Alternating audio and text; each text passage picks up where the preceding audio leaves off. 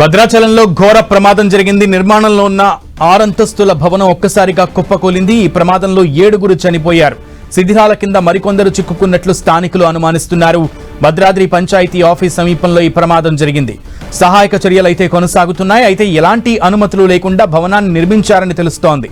అనుమతులు లేని భవనాన్ని కూల్చివేయాలని గతంలో పంచాయతీకి ఐటీడీఏ అధికారులు ఆదేశించారు. భవనం కూల్చివేతలో పంచాయతీ అధికారులు నిర్లక్ష్యం వహించారు. ఈలోపు భవనమే కుప్పకూలింది.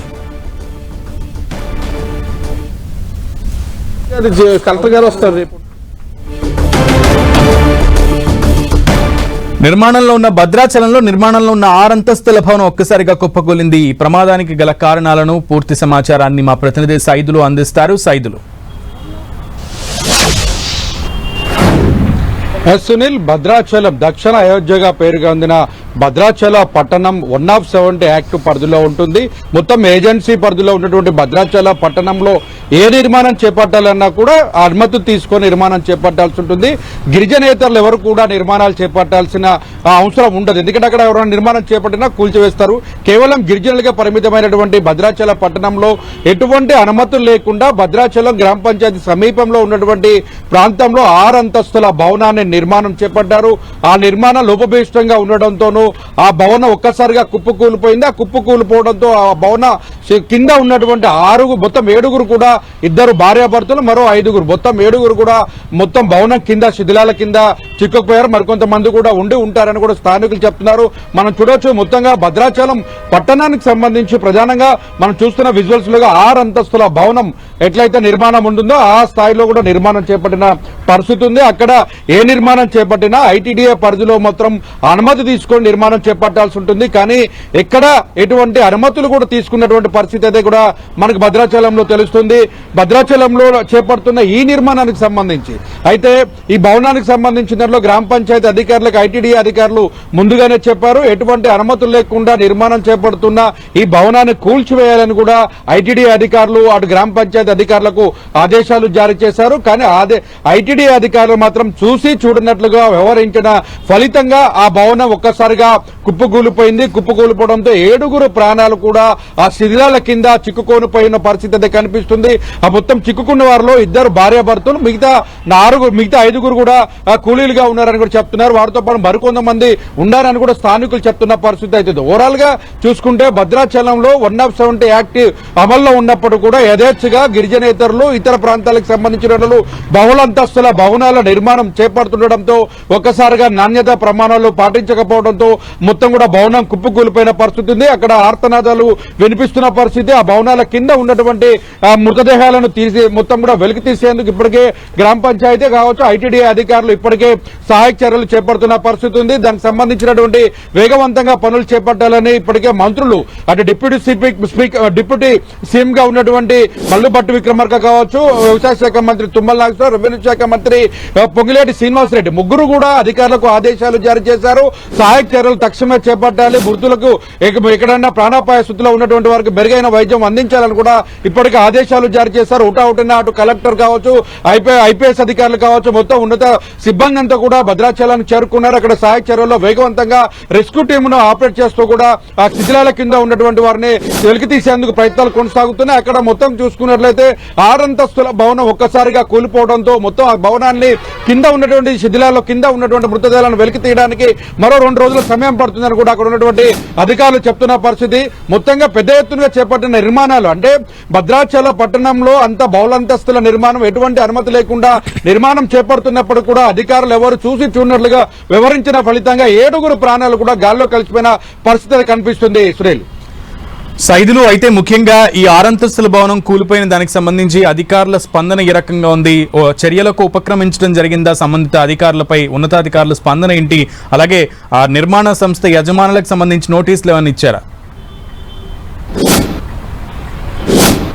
మనం చూడొచ్చు ఇప్పటికే ప్రమాదం జరిగింది కాబట్టి ఈ ప్రమాదానికి సంబంధించినటువంటి ఘటనకు అంటే ఇప్పటి గ్రామ పంచాయతీ సంబంధించినటువంటి అధికారులు ఈవోకి ఆ భవనాన్ని కూల్చివేయాలని ఆదేశాలు జారీ చేసిన నేపథ్యంలో ఎందుకు కూల్చివేయలేదని చెప్పేసి ఆ గ్రామ పంచాయతీ సిబ్బందికి ఇప్పటికే నోటీసులు జారీ చేస్తున్న పరిస్థితి. అక్కడ ఉన్నటువంటి సహాయక చర్యలు చేపట్టిన తర్వాత దీనికి కారకులు ఎవరు, నిర్మాణం సంబంధించినటువంటి పాత్ర ఏంటి, అక్కడ ఎవరు సహకారంతో ఆ నిర్మాణం చేపట్టారన్న దాని మీద కూడా అధికారులు విచారణ చేపట్టారు. విచారణ చేపట్టడంతో కలెక్టర్ చాలా సీరియస్ గా అటు ఐటీడీ అధికారులు ఇటు కలెక్టర్ ఇద్దరు కూడా సమీక్ష సమావేశానికి ఏర్పాటు చేసిన పరిస్థితి ఉంది. అక్కడ ఎమ్మటే సహాయక చర్యలు చేపట్టి అక్కడ ఉన్నటువంటి స్థానికులను కాపాడే ప్రయత్నం చేయాలి. అందులో చిక్కుకున్నటువంటి వారు ఎవరైతే ప్రాణాలతో కొట్టుమిట్టాడితే వారందరికీ మెరుగైన వైద్యం అందించాలి. అందుకు సంబంధించిన దాంట్లో ఎంతవరకు వారిని కాపాడే ప్రయత్నం చేయగలుగుతామో అంతవరకు శక్తి వంచన లేకుండా పనిచేయాలని చెప్పేసి కూడా ఇప్పటికి ఆదేశాలు చేసి ఇప్పటికి వారి పనిలో కూడా నిమగ్నమైన పరిస్థితి ఉంది. జేసీబీలతోనూ అటు డోజర్లతో కూడా పూర్తిగా కూలిపోయినటువంటి భవనాల్లో శిథిలాల్లో కింద ఉన్నటువంటి పిల్లర్లను కూడా పూర్తిగా తొలగిస్తున్న పరిస్థితి ఉంది. మొత్తం కూలిపోయిన ప్రాంతాలను శుభ్రం చేసే పరిస్థితిలో ఉన్నప్పటికీ కూడా ఆర్తనాదాలు మాత్రం వినిపిస్తున్నాయి. అటు బంధువుల రోజునాలు మిండండుతున్న పరిస్థితి ఉంది. ఏజెన్సీ ఒక్కసారిగా ఉలికిపడిందని చెప్పుకోవచ్చు. పదే ఏజెన్సీలో 170 యాక్ట్ ఉన్న చోట బహుళంతస్తుల భవనాల నిర్మాణం చేపట్టకూడదని చెప్తున్నప్పుడు కూడా బహుళంతస్తుల నిర్మాణం యథేచ్ఛగా కొనసాగుతున్న భద్రాచలం ఒకవైపు సీతారాముల కళ్యాణం సమీపం అంటే జరుగుతున్న నేపథ్యంలో ఒకవైపు ఈ ఘటన చోటు చేసుకోవడం మాత్రం చూసుకుంటే మాత్రం భద్రాచలంలో అలర్ట్ ప్రకటించినట్టుగా అయిందని చెప్పుకోవచ్చు. ఎందుకంటే అధికారుల అలసత్వం స్పష్టంగా కనిపిస్తుంది. యథేచ్ఛగా పట్టణం నడిబొడ్డున కడుతున్నటువంటి ఎటువంటి నిర్మాణాలకు అనుమతి లేకుండా కడుతున్నటువంటి నిర్మాణాలకు సంబంధించిన దాంట్లో కూడా ఎక్కడ కూడా అధికారులకు ముందుగా చెప్పినప్పుడు కూడా ఉన్నతాధికారులు గ్రామ పంచాయతీ అధికారులు పట్టించుకోకపోవడం వల్లనే ఈ ప్రమాదం జరిగిందని స్థానికులు చెప్తున్నారు. అయితే మొత్తం 7 ఉన్నారా, ఆ తర్వాత ఇంకా కొద్దిమంది ఉన్నారన్న దాని మీద కూడా అక్కడ స్థానికులు ఆవేదన వ్యక్తం చేస్తున్నప్పుడు ఉన్నతాధికారులు దిశగా అటు సహాయక చర్యలు చేపడుతున్న పరిస్థితి కనిపిస్తుంది. సునీల్, సైదులు అయితే స్థానికులు ముఖ్యంగా ఈ ఘటన జరిగిన తర్వాత జరగక ముందు స్థానికుల యొక్క అభిప్రాయాలు ఏ రకంగా మారినాయి అండ్ ఇప్పుడు స్థానికులు ఏం స్పందిస్తున్నారు?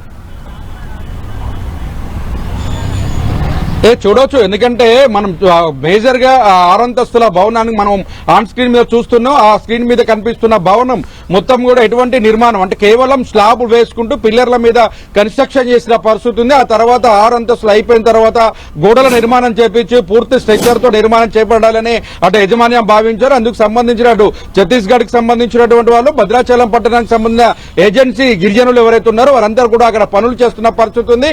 వారంతా కూడా అక్కడ అంటిపెట్టుకుని అక్కడే సంసారం చేస్తూ అంటే మొత్తంగా అక్కడే పనిచేసే ప్రాంతంలో నివాసాలు ఏర్పాటు చేసుకుని అక్కడే నివాసం ఉంటూ కూడా పనులు చేస్తున్న పరిస్థితి ఉంది.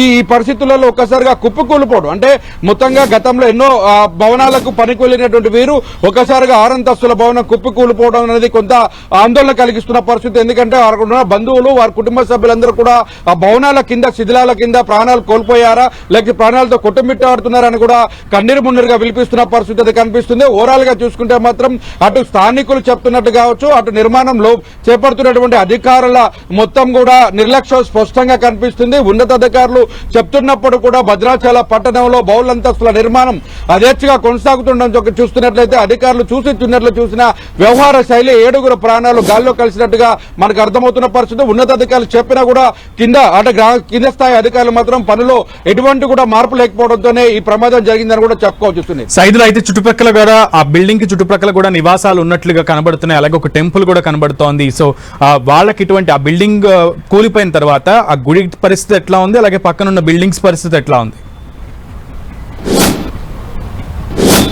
చూడొచ్చు మొత్తంగా అంటే కన్స్ట్రక్షన్ లో ఉన్నటువంటి బిల్డింగ్ ఒక్కసారిగా కూలిపోయిన తర్వాత ఆ భవనానికి సంబంధించినటువంటి ప్రాంతాలకు సంబంధించి అంటే పక్కనే ఒక పెద్దమైన శబ్దం రావడంతో అక్కడ ఉన్నటువంటి భవనాల్లో ఇళ్లలో ఉన్నటువంటి వాళ్ళంతా కూడా భయంతో కూడా రోడ్డుపై పరుగులు తీసిన పరిస్థితి. ఎందుకంటే ఒక్కసారిగా కూలిన శబ్దం అటు మొత్తం భూకంపం వచ్చిన శబ్దంగా మారిపోవడంతో అంతా కూడా రోడ్డు ఎక్కి పరుగులు తీసినట్టుగా మొత్తం రోడ్డు మీద పరుగులు తీశారు. కేకలు వేయడంతో స్థానికులంతా చుట్టుపక్కల వాళ్ళంతా కూడా అక్కడ చేరుకున్నారు. ఒక్కసారి కనురెప్ప పాటుగానే ప్రమాదం జరిగిపోయిందని స్థానికులు చెప్తున్నారు. మరోపక్క గుడికి సంబంధించిన అంటే మొత్తంగా మనం స్థానిక కళ్యాణ మండపంకు సంబంధించినటువంటి మొత్తం కూడా అక్కడే అధికారులు ఈవోకి సంబంధించినటువంటి అధికారులు ఒక పక్క నిర్మాణం ఉన్న పరిస్థితి. ఎక్కడ కూడా మనం చూడటానికి కూడా 6 అంతస్తుల భవనాన్ని ఎక్కడ కూడా చూసే పరిస్థితి కూడా కనిపించలేదు.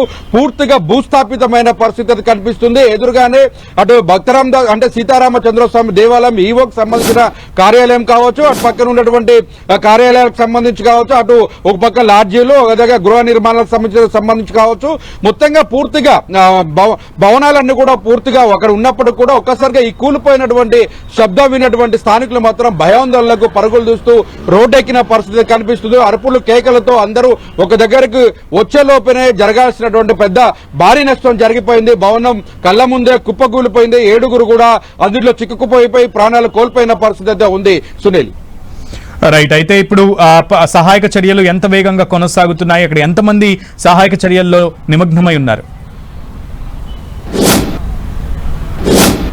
మొత్తంగా ఇప్పటికైతే గ్రామ పంచాయతీకి సంబంధించినటువంటి పూర్తి స్థాయి సిబ్బంది కూడా పూర్తిగా అదే పనిలో నిమగ్నమైన పరిస్థితి. అట్లాగే ఎన్డీఆర్ఎఫ్ బృందాలకు సంబంధించినటువంటి భద్రాచలం సంబంధించి వరద ప్రవాహం వచ్చినప్పుడు వాళ్ళందరూ కాపాడేందుకు ఏర్పాటు చేసిన ఎన్డీఆర్ఎఫ్ బృందాలు కావచ్చు, ఎస్డీఎఫ్ గ్రామ పంచాయతీ పాటు పోలీసుకు సంబంధించిన సిబ్బంది, ఆ స్థానికులు వీళ్ళందరూ కూడా పెద్ద ఎత్తున దాదాపు 2000 మంది పైగానే ఆ సహాయక చర్యల్లో కూడా పాల్గొన్న పరిస్థితి ఉంది. అయితే 6 అంతస్తుల భవనం స్లాబ్ పూర్తిగా కూలిపోయి ఒక్కసారిగా కింద పడిపోవడంతో ఆ కింద ఉన్నటువంటి అంటే ఆ భవనాలను పూర్తిగా తొలగించడానికి సంబంధించి మనం చూసుకున్నట్లయితే కొంత రిస్క్ తో కూడుకున్న పని కాబట్టి ఇప్పటికే జేసీబీలు, డోజర్లతో సహకారాన్ని కూడా పెద్ద ఎత్తున కూడా వాడుతున్న పరిస్థితి ఉంది. అన్నింటిలో వారందరినీ కూడా కాపాడే ప్రయత్నం చేస్తున్నప్పుడు కూడా కొంత టైం పడుతుందని కూడా అధికారులు అంచనా వేస్తున్నారు.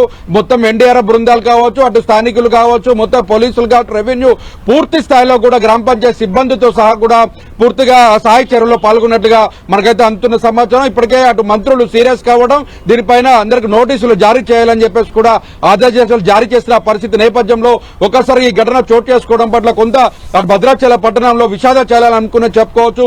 మరో 2 అంటే మొత్తంగా దాదాపుగా ఏప్రిల్ 6వ తారీఖున సీతారాముల కళ్యాణం నేపథ్యంలో అటు భద్రాచలంలో సీతారాముల కళ్యాణ వేగవంతంగా పనులు జరుగుతున్న నేపథ్యంలో ఈ ఘటన చోటు చేసుకోవడం అటు భద్రాచల పట్టణాన్ని కొంత గందరగోళాన్ని కృషి చేస్తుందని చెప్పుకోవచ్చు. కొంత ఆందోళన కూడా వ్యక్తం చేస్తున్న పరిస్థితి ఉంది. అటు అధికారులు, రెవెన్యూ కావచ్చు, అటు ఐటీడీ అధికారులకు సంబంధించినటువంటి కూడా పూర్తి స్థాయిలో కూడా అటు గ్రామ పంచాయతీకి పూర్తి బాధ్యత వహించాలని కూడా స్థానికులు ఆగ్రహం వ్యక్తం చేస్తున్న పరిస్థితి అయితే ఉంది. Sunil, okay Saidulu, thank you.